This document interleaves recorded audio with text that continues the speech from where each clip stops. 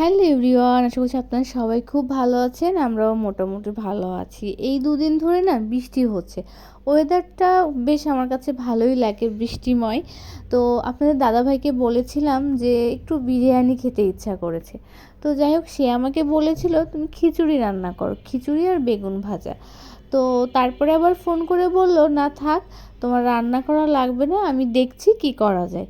তো যাই হোক, আমি রান্না করিনি। তারপরে সে হচ্ছে বিরিয়ানি কিনেছে। সুলতান ডাইনের বিরিয়ানিটা আমাদের মোটামুটি ভালোই লাগে। আমরা আসলে সব জায়গা থেকেই খাই, মুডের উপর ডিপেন্ড করে কোথা থেকে কখন খাবো আর কি। আর সব সময় যে বাইরের খাবার খাওয়া হয় সেটা না, মাঝে মাঝে আর কি। তো এই যে তোমাদের দাদাভাই হচ্ছে পার্সেল নিয়ে এসেছে বাসায়। তো বেশ বড় একটা প্যাকেজেরই, মানে ২ জনের প্যাকেজ, কিন্তু আমার কাছে মনে হয় যে আজকে যে খাবারটা দিয়েছিল সেটা আমাদের ৩ জনের হয়ে যাবে।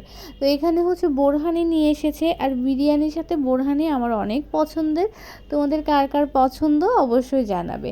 আর বাসমতি রাইসের কাচ্চি আমার খুব ভালো লাগে খেতে, অন্যরকম, মানে কাচ্চি বাসমতি রাইসের হলেই ভালো হয়। তো এখানে স্যালাডও দিয়ে দিয়েছে।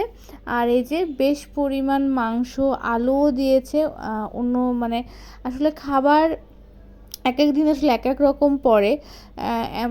লাস্ট যে যখন আমরা সুলতান ডাইনে খেয়েছিলাম তখন খাবারের শর্ট ছিল, তখন আমরা আসলে ওই দিন একদমই কেমন হয়ে গিয়েছিল। তো যাই হোক, দেখো এখানে আমি ঢেলে নিয়েছি, অনেক খাবার আছে। তো রিদ্ধিও মানে বারবার বলছে, মা আমি একা একা হাত দিয়ে খাবো, তো ওকেও বেড়ে দিব।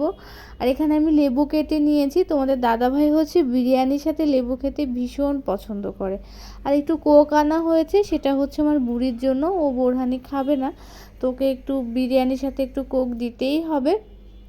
তো আমরা এই যে রাতের খাবারের জন্য বসে পড়েছি। তোমাদের দাদাভাই পার্সেলটা রাতেই নিয়ে এসেছিল অফিস থেকে আসার সময়। তো এখন হচ্ছে খাওয়া দাওয়া করে নিব। তো এখানে দেখতে পাচ্ছ বেশ সুন্দর ভালো দেখেই মাংসটা দিয়েছে। আর এই বৃষ্টির ভিতরে বিরিয়ানি খেতে সত্যি অনেক বেশি ভালো লাগে, বা খিচুড়িও ভালো লাগে। তো ওয়েদারের জন্য এভাবে খাবার খাচ্ছি আমরা। তো তোমরা সবাই ভালো থেকো, সুস্থ থেকো। আজকের মতো এই পর্যন্ত।